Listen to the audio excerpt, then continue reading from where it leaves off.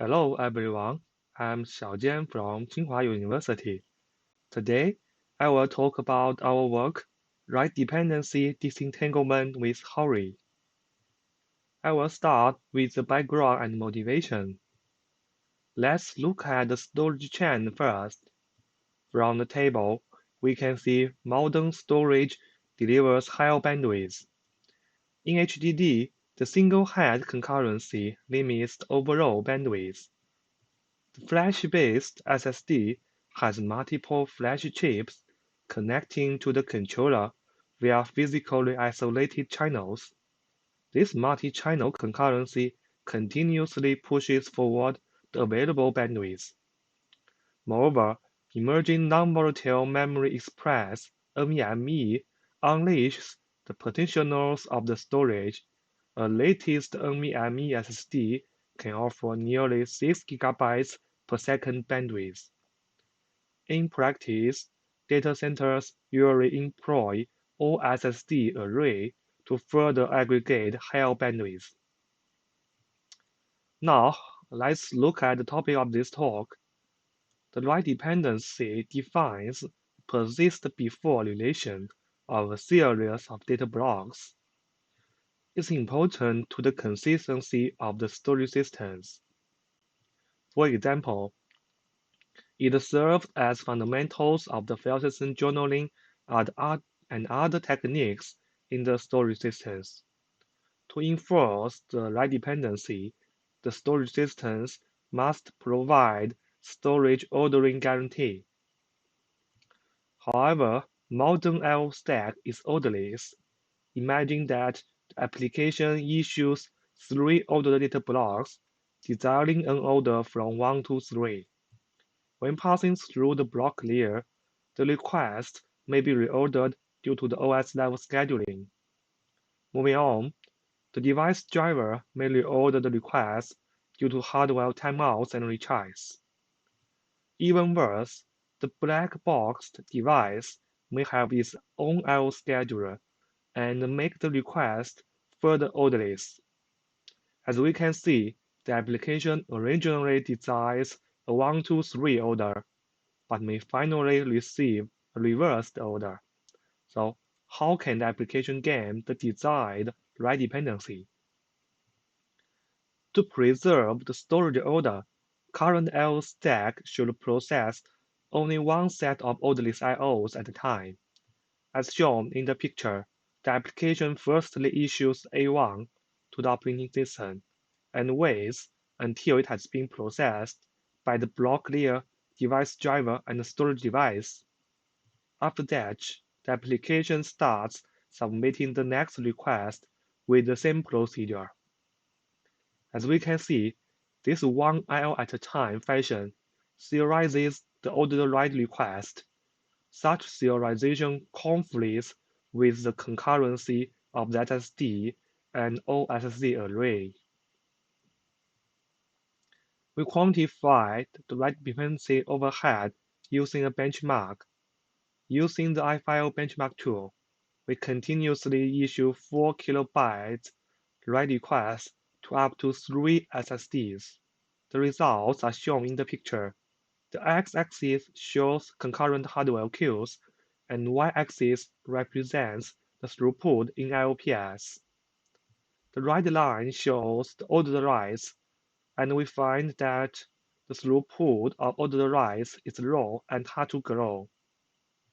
The green line shows the orderless writes.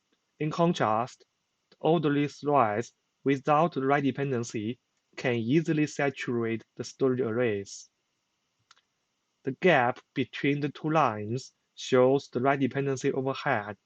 We can see such overhead is considerable and tends to increase with the scaling of the number of devices. So we start to think, can we and how to achieve storage order with full bandwidth?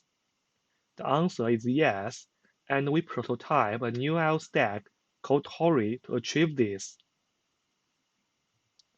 We realized this idea with a set of modifications of Linux I/O stack. We split the I/O stack into an ordered control path and an orderless data path. The left picture shows the traditional IO stack. The right picture shows the Horae IO stack. We add an ordering layer to bifurcate the traditional IO path. For an ordered write request, it first preserves the ordering via the control path labeled 2, followed by submitting the orderless data blocks via the traditional path labeled 3. Atop the ordering layer, we further build a POSIX file system named HoraeFS and an object store named Horae Store to demonstrate the effectiveness of this new IO stack design.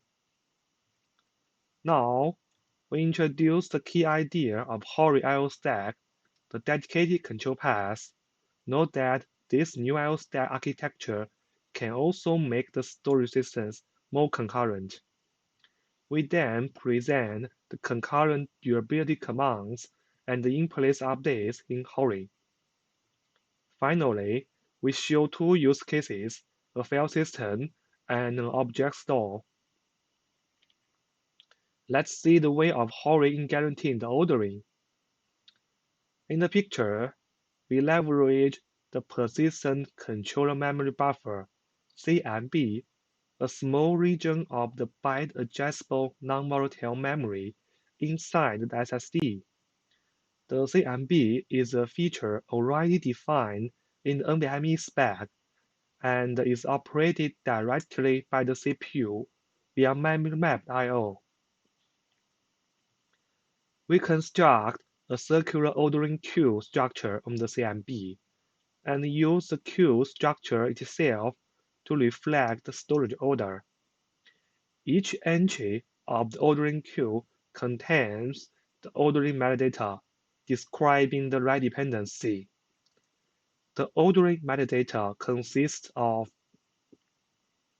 range-based destination of original write request, such as LBA, logical block adjust for ordering guarantee, DR bit for durability assurance, and PLBA field for in-place update handling.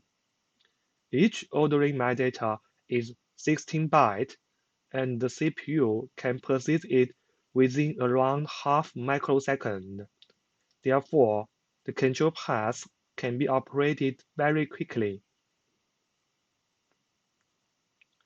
Horae uses the ordering metadata to provide ordering guarantee during normal execution and crash recovery.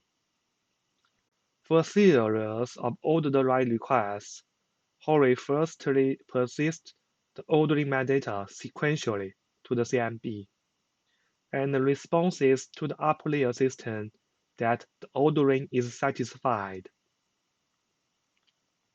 After that, these data blocks are concurrently sent to the devices via the traditional block I/O path. What if crash occurs? Look at the same example. If a crash occurs before the persistence of B2, in Horae, because C3 violates the write order, Horae discards C3 during crash recovery. We have proved the correctness of the dedicated control path. You can view it in the paper. Second, let's see how Horae improves the concurrency of durability guarantee. Linux uses flush command to synchronously and serially join out the data buffer in each device. As shown in the picture, the serialization of Linux flush disables the partitional concurrent flush commands to separate devices. Horae introduces joint flush to perform parallel flush commands in separate devices.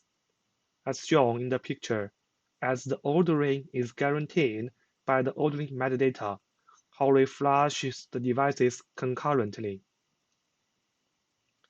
Let's see how Horae improves the in-place update handling.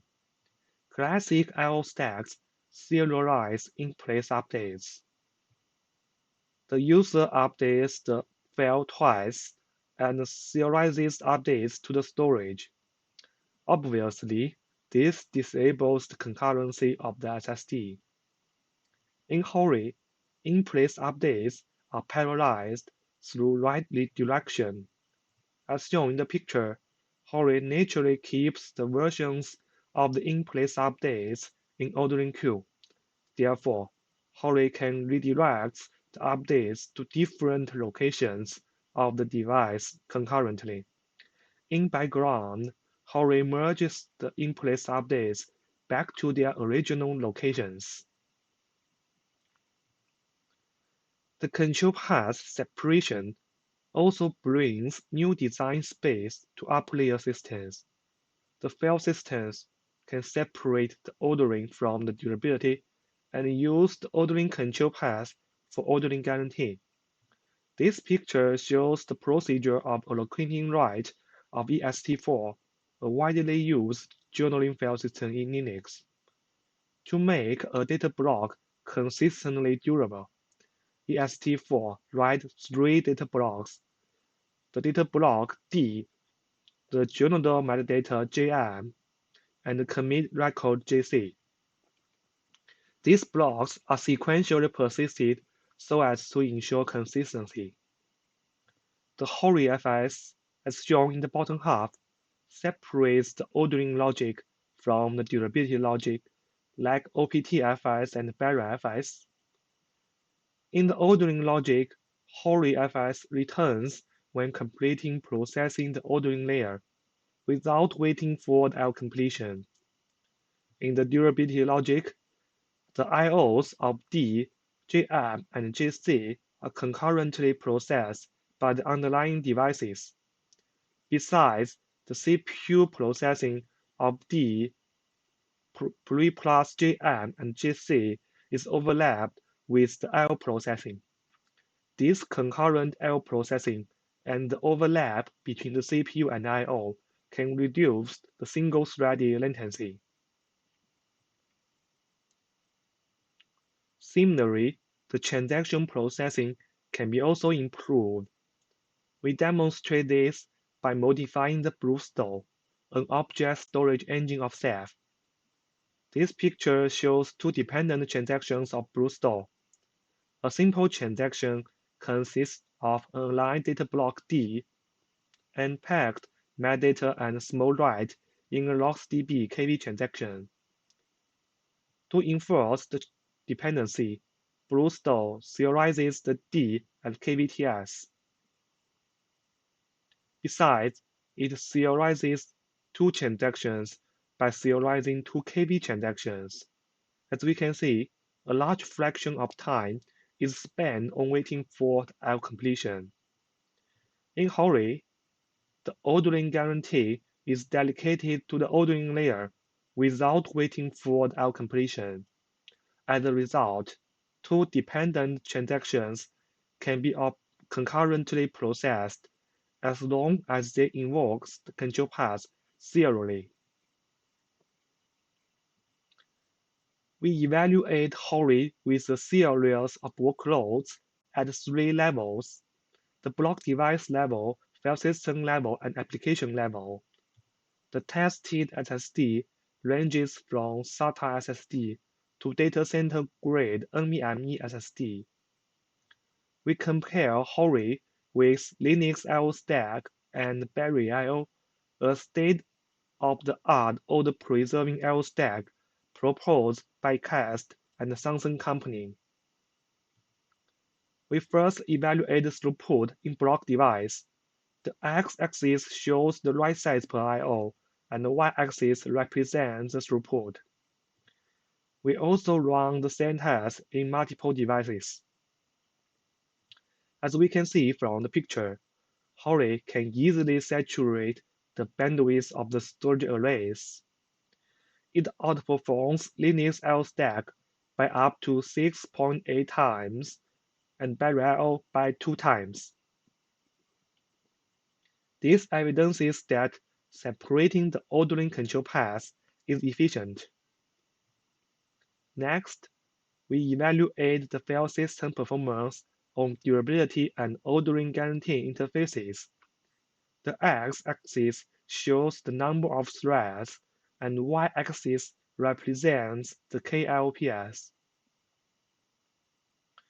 We also run the same test in multiple devices setup.